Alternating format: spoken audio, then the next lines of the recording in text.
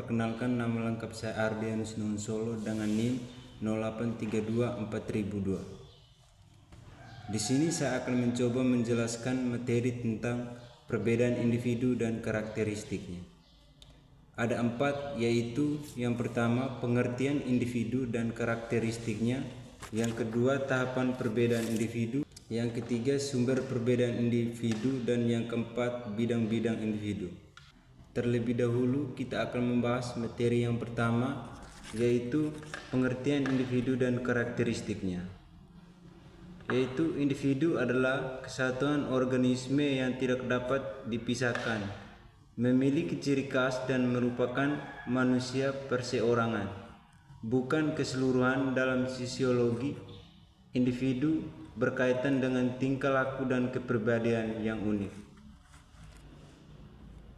4 elemen penting dalam diri individu: raga, rasa, rio, dan rukun. Raga adalah bentuk fisik, rasa adalah perasaan, rasio adalah akal pikiran, dan rukun adalah kemampuan bersosialisasi. 3 aspek individu, yaitu organik, jasmani, psikis, rohania, dan sosial, yang saling terkait pada satu aspek dapat memengaruhi aspek lainnya.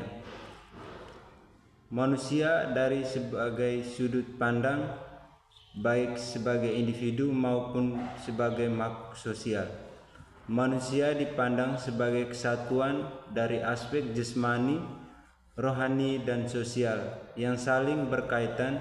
Ini juga menyinggung pandangan filosofis dan biologis tentang manusia serta konsep manusia sebagai peserta didik yang utuh dalam konteks pendidikan.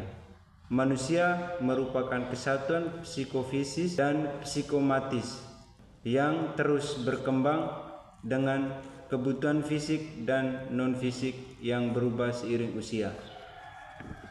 Materi yang kedua, yaitu tahapan perbedaan individu.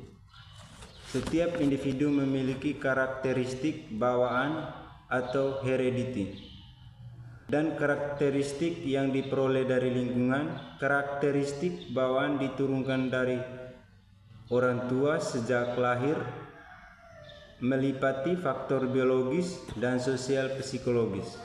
Gary pada tahun 1963 mengategorikan perbedaan individual menjadi 5, yaitu perbedaan fisik, sosial, kepribadian, inteligensi, dan kecakapan. Dengan demikian, ada 2 fakta penting tentang perkembangan individu, yaitu kesamaan pola umum dan kecenderungan yang berbeda, serta kedudukan individu sebagai orang per orang.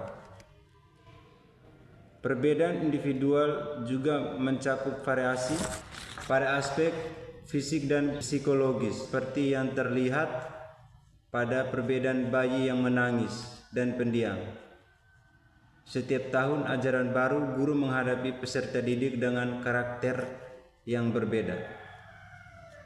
Yang ketiga, sumber perbedaan individu, yaitu faktor bawaan adalah faktor biologis yang diturunkan dari orang tua melalui pewarisan genetik, sementara faktor lingkungan adalah faktor luar yang dapat menyebabkan perbedaan individu, meliputi status sosial, ekonomi, orang tua, pola asuh, budidaya, dan urutan kelahiran. Perbedaan genetik antara individu, kecuali pada kembar identik, menjadi alasan perbedaan fisik, psikologis, dan perilaku. Terdapat 2 poin penting orang tua dan anak, yaitu yang pertama, status sosial ekonomi orang tua yang mencakup tingkat pendidikan, pekerjaan, dan penghasilan yang dapat mengaruhi aspirasi terhadap pendidikan anak, fasilitas, dan pola gizi keluarga. Yang kedua, pola asuh orang tua yang berbeda-beda di setiap keluarga menunjukkan perilaku yang digunakan dalam berinteraksi dengan anak. Yang keempat, bidang-bidang individu, yaitu perbedaan kemampuan siswa dalam menguasai materi, Pelajaran tidak hanya disebabkan oleh faktor seperti kemalasan, tetapi setiap siswa memiliki kemampuan berbeda dalam menguasai bahan pelajaran. Faktor-faktor eksternal seperti lingkungan, keluarga, pendidikan, dan metode pelajaran.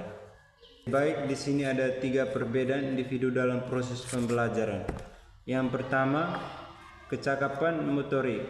Setiap individu memiliki tingkat kecakapan motorik yang berbeda yang memengaruhi kecepatan reaksi mereka. Yang kedua, latar belakang. Perbedaan latar belakang, pengalaman, dan kebiasaan dapat mengaruhi prestasi belajar siswa. Yang ketiga, bakat. Bakat adalah kemampuan khusus yang dibawa sejak lahir dan perlu dirangsang dengan pupuk agar berkembang dengan baik. Hanya itu saja materi yang sudah saya jelaskan. Sekian dan terima kasih.